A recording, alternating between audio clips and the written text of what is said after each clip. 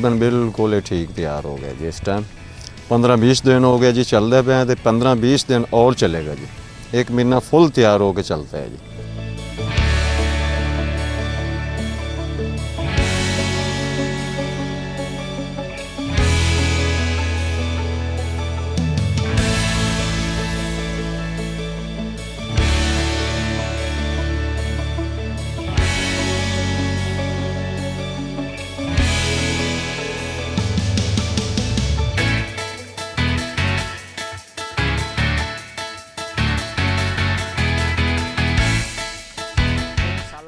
तीन सालों में ये तैयार हो जाता है।